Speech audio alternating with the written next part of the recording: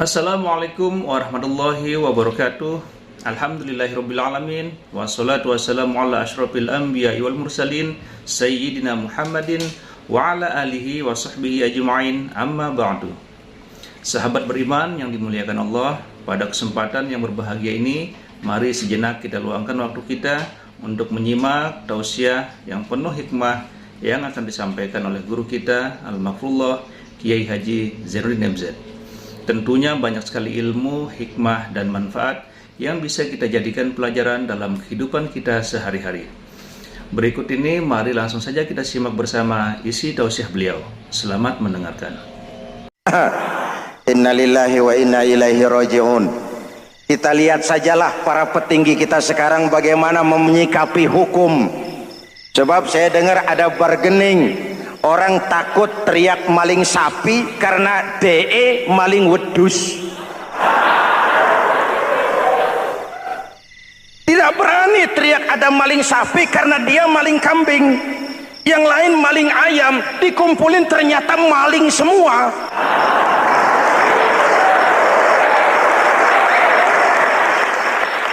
Muhammadin wa ala alihi wa sahbihi ajma'in, amma ba'du. Hadirin hadirat ma'asyiral muslimin yang saya cintai, ada sebuah cerita pendek. Seorang pengendara sepeda motor ditangkap oleh Pak Polisi, lalu diperiksa. Ini motor siapa? Pinjam, Pak. Helm? Pinjam. SIM? Pinjam. Kata Pak Polisi, tidak boleh begini. Marah yang naik sepeda motor. Pak Polisi, bagaimana? Kok tidak boleh? Yang punya saja bilang boleh.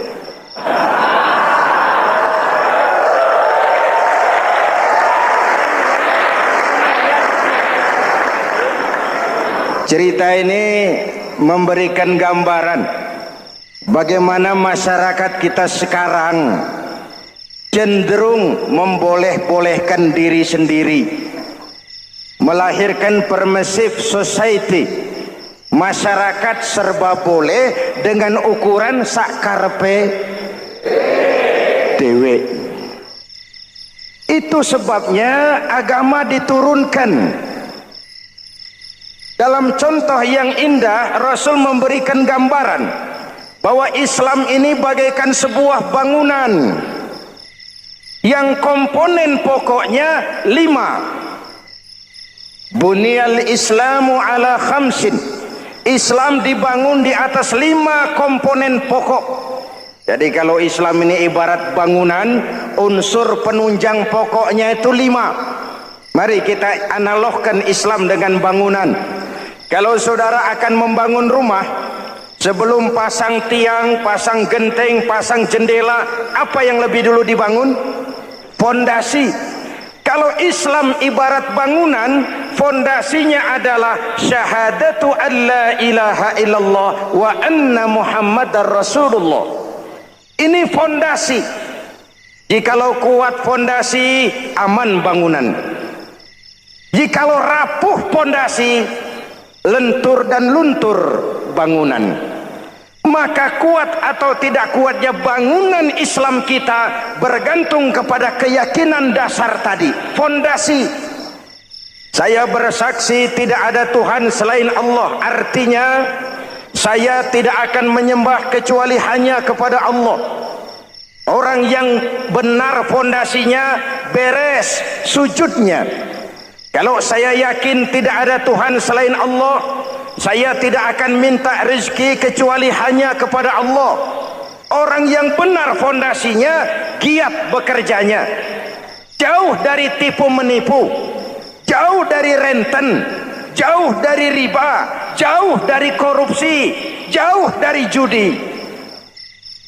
Keyakinan memberikan warna terhadap bentuk kepribadian. Kalau saya yakin tidak ada Tuhan selain Allah, saya tidak akan pernah takut kecuali hanya kepada Allah. Saya tidak akan melarikan persoalan kecuali hanya kepada Allah. Saya tidak akan menggantungkan hidup kecuali hanya kepada Allah. Saya tidak akan minta tolong kecuali hanya kepada Allah. Meresap ke dalam jiwa. Untuk keyakinan seperti ini, orang-orang tua kita dahulu berlinang air mata, bersimbah darah, bahkan berkorban nyawa, melaksanakan hijrah untuk mempertahankan keyakinan. Ini intan paling mahal dan ini mutiara paling berharga. Zaman boleh berubah, tapi pondasi tidak boleh goyah. Masa boleh berganti, tapi pondasi jangan sampai mati. Karena iman kita hidup, untuk iman kita berjuang, dan dalam iman kita ingin kembali menghadap Allah Subhanahu. Masih ingat cerita tentang Bilal? Masih? Mengulang kaji saja. Bilal itu budak sahaya. Ketika masuk Islam, dipanggil oleh majikannya. Bilal, iya bos. Saya dengar kamu masuk Islam ya? Iya bos. Kok berani-beraninya kamu masuk Islam? Memangnya kamu budak siapa Bilal? Iya budak bos. Bos. Kamu kerja sama siapa? Sama bos. Bos. Yang gaji kamu siapa? Ya bos. Nah, kamu kan ngerti Bilal, kamu budak saya, kamu kerja dengan saya, yang gaji kamu saya, yang beri makan saya. Kenapa? Kok beraninya masuk Islam padahal kamu belum saya kasih izin? Bos, bos boleh beli badan saya, tapi jangan mimpi bisa membeli jiwa saya. Tuhan boleh kuasai badan saya, tapi jangan mimpi bisa menguasai keyakinan saya. Saya memang benar Tuhan yang gaji, tapi kan saya digaji, saya kerja. Kerja itu kewajiban saya, gaji itu hak saya. Soal keyakinan, jangan ikut campur bos. Kurang ajar kamu Bilal. Biarin. Bilal, begini saja. Kalau kau mau meninggalkan keyakinanmu, meninggalkan Allah Tuhanmu, kau akan kami merdekakan. Tapi kalau kau tetap dalam keyakinanmu, kamu akan saya siksa sampai mati. Bagaimana? Jangan mimpi bos. Lebih baik mati berkalang tanah daripada hidup bercermin bangkai. Biar saya gugur membela keyakinan daripada hidup jadi penjilat menjual akidah. Itu prinsip.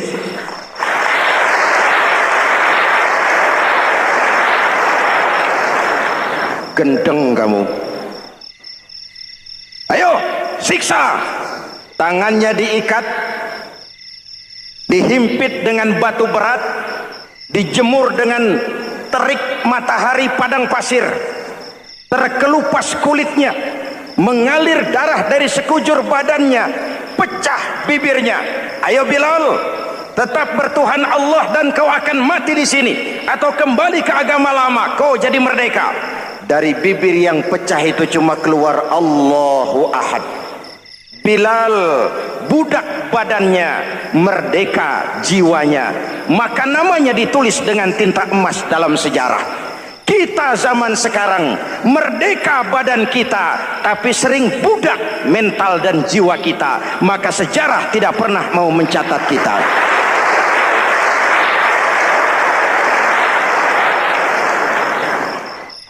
Ma'asyiral muslimin yang saya cintai, fondasi sudah.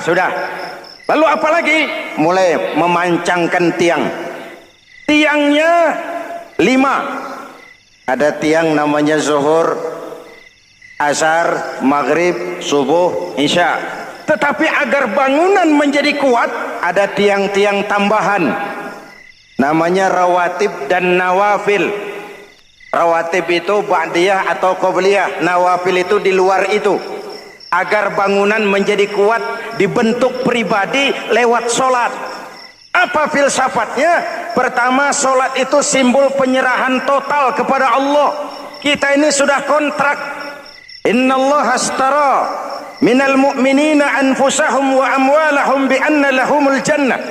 Allah telah membeli dari orang-orang mukmin diri mereka, harta mereka, bagi mereka adalah surga. Penjual kita orang beriman, pembeli Allah, dagangannya amwal dan anfus, harganya adalah surga. Jelas? Penyerahan total itu dimulai dengan takbiratul ihram. Shalli fardal isya, Allahu akbar. Arahkan mata ke tempat kita sujud. Jangan lupa kalau sudah di atas, lupa dengan yang di bawah. Sudah jadi genteng, petatang peteteng di atas. Lalu bilang, merasa capek sendiri, kata genteng kepada tiang. Tiang, kamu sih enak, kata genteng. Saya setengah mati di atas. Kehujanan, kepanasan, kadang-kadang anak-anak nakal saya disambitin. Kata tiang, saudara genteng, ngomong jangan sembarangan ya. Kamu kira kamu bisa nongkrong dan nangkring di atas, itu gara-gara siapa genteng? Kan saya yang sokong dari bawah. Kamu jadi pejabat tinggi, jadi anggota ini, anggota itu. Kami rakyat yang angkat. Jangan sudah di atas kami ditekan. Jangan agama dijadikan topeng untuk kepentingan pribadi.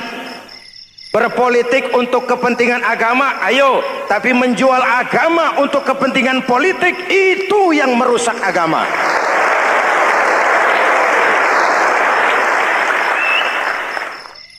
Ini kan kita lagi prihatin sedang meluncur kasus Bulog Gate 2.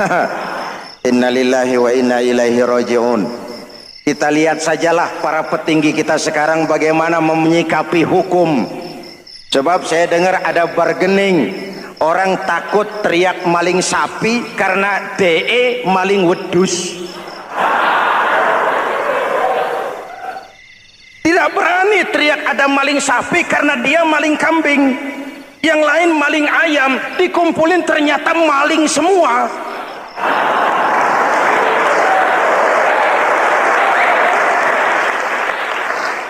Hadirin yang saya hormati, ini melukai rasa keadilan.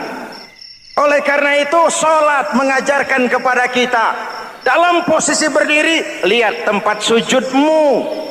Jangan menteleng terus ke atas, lalu lupa dari mana kita berangkat. Itulah maknanya tawadhu, rendah hati, tidak melonjak angku dan sombong. Ada sebuah hadis Rasulullah bersabda, "Idza aradallahu biqaumin khairan." Apabila Allah menginginkan kebaikan kepada satu bangsa, apabila Allah menginginkan kebaikan kepada satu kelompok rakyat, walla alaihim khulama'uhum, maka yang naik jadi pemimpin adalah orang-orang yang santun, orang-orang yang lemah lembut, bukan orang yang menggunakan kekerasan dan tiran. Sedikit-sedikit main pecat, itu terlambat lahir. Mestinya lahir di zaman Hitler, mestinya lahir di zaman Benito Mussolini, atau kalau mau lebih klasik lagi di zaman Fir'aun. Kalau Allah menginginkan kebaikan kepada satu masyarakat, satu bangsa, satu negara, naiklah orang-orang yang santun, yang ngayomi, yang menjadi solusi dan jalan keluar untuk kepentingan rakyatnya, mampu memberikan keteladanan. Saya tertarik dengan pidato Presiden Cina pada saat dilantik. Cina, Presiden Cina pasti tidak tahu Pancasila, pasti tidak kenal Islam, tapi pidato pelantikannya, berikan saya 100 peti mati, yang 99 akan saya pakai buat koruptor, yang satu akan saya pakai sendiri kalau kamu lihat saya tidak benar. Luar biasa. Yang diperlukan sekarang ini keteladanan, khulama'uhum, sikap ngayomi, mencari jalan keluar, bukan memamerkan kekuasaan, memamerkan kekuatan, arogansi. menghormati perbedaan. Itu ciri demokrasi. Lalu wa qada bainahum ulama'uhum, yang memutuskan hukum adalah pakarnya, ulamanya, mengambil keputusan secara profesional sehingga rakyat beroleh apa yang namanya kepastian hukum, merasa hidup terlindungi, aman dan nyaman.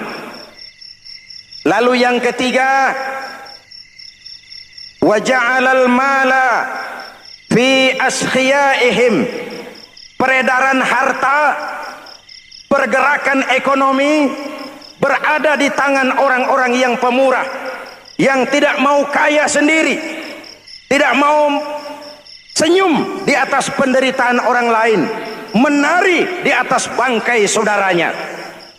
Hadirin yang saya hormati, ini cirinya.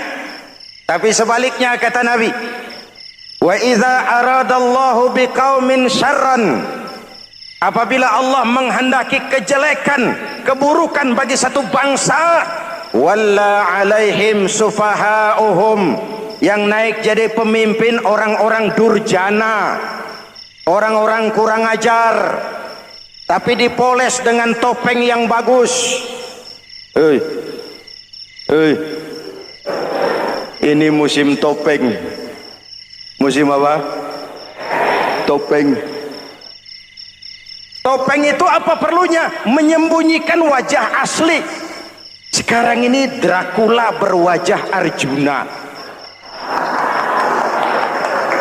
Ini musim topeng. Kita rakyat harus hati-hati dan punya filter, mampu memilah dan memilih. Walla alaihim sufahauhum wa qada bainahum juhaluhum, yang memutuskan hukum, yang mengambil keputusan orang-orang bodoh. Wa ja'alal mala fi bukhalaihim, peredaran harta, peredaran ekonomi jatuh di tangan orang-orang yang bakhil, yang tidak punya konsep menciptakan kemakmuran yang merata bagi seluruh rakyat Indonesia.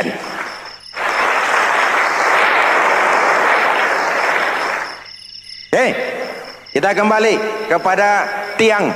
Ini kan lagi cerita tiang tadi ya. Kalau sedang berdiri, lihat tempat sujud, jangan menteleng terus ke atas. Terserang penyakit tamak bin rakus alias serakah. Nah, selesai. Anggota badan yang paling terhormat ini kepala. Ketika sujud, sama rendahnya dengan telapak kaki. Allahu Akbar, yang besar cuma Allah. Apa bedanya saya dengan saudara? Tidak ada, kecuali saya ngomong saudara dengerin. Kita sama-sama beribadah, sama-sama mencari nilai tambah di hadapan Allah. Apa saya lebih penting dari saudara? Belum tentu. Apa saya lebih hebat dari saudara? Belum tentu. Perasaan lebih penting, lebih hebat, lebih jago setan. Jelas? Ayo tundukkan kepala, dia sama rendahnya dengan telapak kaki kita. Yang besar cuma Allah. Allahu Akbar. Lalu diakhiri dengan menebarkan salam. Assalamualaikum warahmatullah. Assalamualaikum warahmatullah.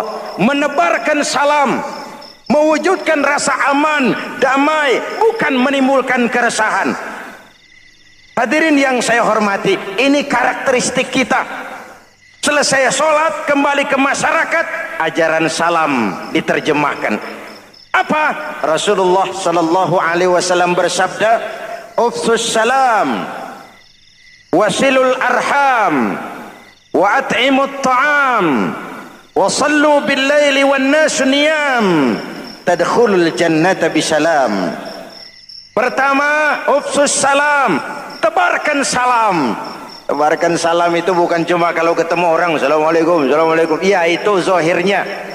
Tetapi hidup di tengah masyarakat memberikan rasa aman, rasa damai, menjadi pengayom bagi lingkungan, menjadi rahmah bagi semesta. Dalam Islam jangankan manusia, binatang saja dilindungi kok. Betul? Betul? Coba kalau belajar istinja itu kan makruh buang air kecil di tanah yang berlubang. Kenapa? Pertama, melindungi binatang yang ada dalam lubang.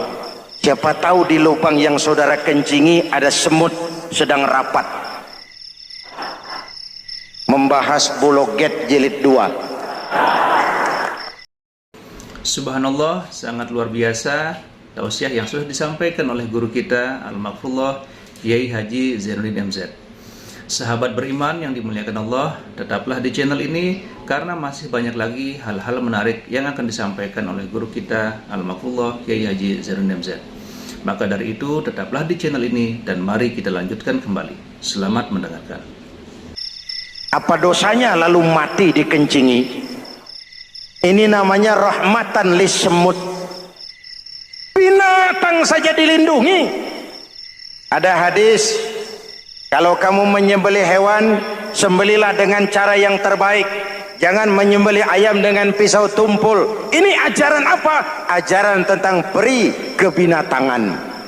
Rahmatan, memberikan rahmah, salam, keselamatan dan kedamaian kepada masyarakat lingkungan. Itu misi seorang muslim.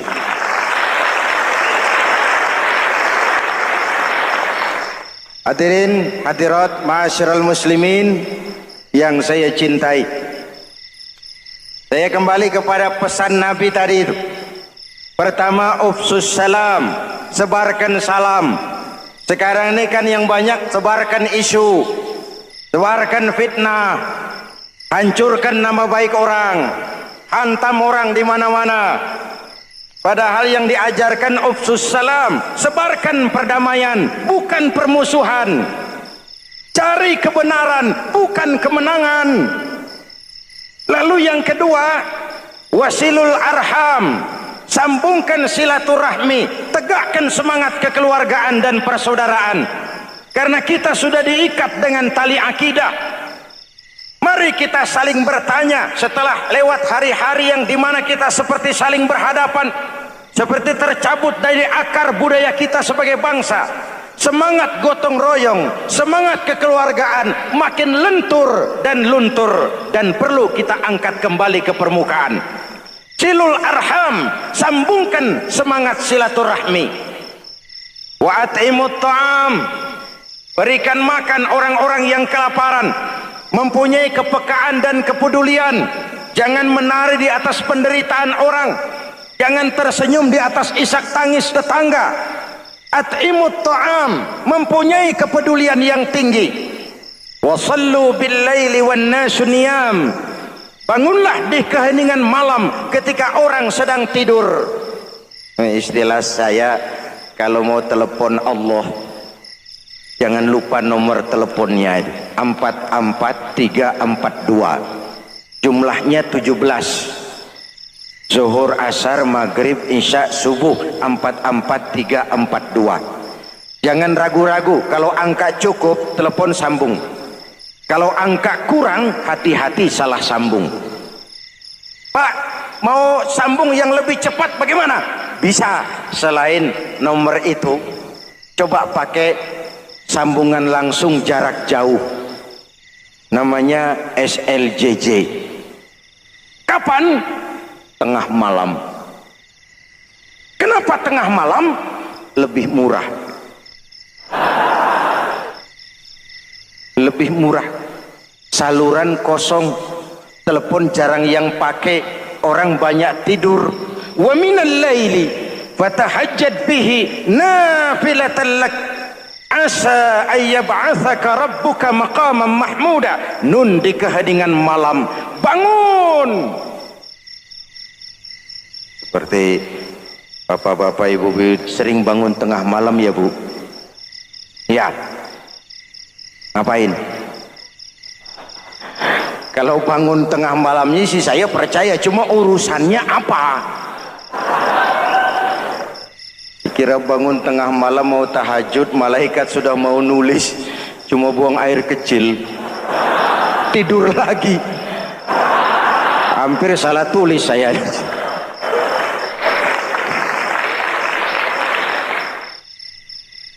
Baik, Pondasi sudah Pak. Tiang siap. Lalu apa lagi? Rumah itu supaya ada batas, perlu pagar, dinding, tembok. Yang jadi batas, dinding, tembok, puasa. Asyamu junnatun. Puasa adalah dinding, benteng yang menyelamatkan manusia jangan sampai menyentuh wilayah lain. Ada batas-batas dan norma yang diindahkan. Selesai, tembok, dinding, selesai. Pagar, selesai. Lah rumah itu supaya bersih, kan harus ada kamar mandi, jendela, pintu, yang fungsinya membersihkan zakat. Kalau dia zakatul mal, dia bersihkan harta kita. Kalau dia zakatul fitrah, dia bersihkan jiwa kita. Kalau dia zakatul tijarah, dia bersihkan bisnis kita. Kalau dia zakatul ma'adin, dia bersihkan barang tambang kita. Karena itu dalam kitab-kitab fikih dikatakan zakat itu adalah harta yang tu'khazu min aghniyaihim wa turaddu ila fuqaraihim. Alhamdulillahirrabbilalamin. Demikian kajian yang sangat luar biasa yang sudah disampaikan oleh guru kita Al-Maghfurullah Kiai Haji Zainuddin MZ. Tentunya banyak sekali ilmu, hikmah, dan manfaat yang bisa kita jadikan pelajaran dalam kehidupan kita sehari-hari. Sahabat beriman yang dimuliakan Allah, mari kita doakan guru kita, semoga beliau dilapangkan kuburnya dan diampuni segala dosa-dosanya. Amin ya rabbal alamin. Dan buat sahabat semua yang sudah setia menyimak tausiah ini sampai selesai, saya ucapkan terima kasih banyak. Semoga Allah Subhanahu wa Ta'ala senantiasa selalu melimpahkan segala rahmat dan karunia-Nya kepada sahabat semua. Selalu diberikan kesehatan, dimudahkan segala urusannya, dan dilancarkan rezekinya. Amin ya rabbal alamin. Sampai bertemu lagi di kajian berikutnya. Wabillahi taufiq wal hidayah, waridha wal inayah. Wassalamualaikum warahmatullahi wabarakatuh. Setelah kita mendengarkan bersama kajian yang sangat luar biasa dari guru kita Al-Maghfurullah Kiai Haji Zainuddin MZ, sekarang mari kita lanjutkan aktivitas kita masing-masing. Doa dan harapan saya semoga sahabat semua selalu diberikan kesehatan, dimudahkan segala urusannya, dan dilancarkan rezekinya. Amin ya rabbal alamin. Sampai bertemu lagi di kajian berikutnya.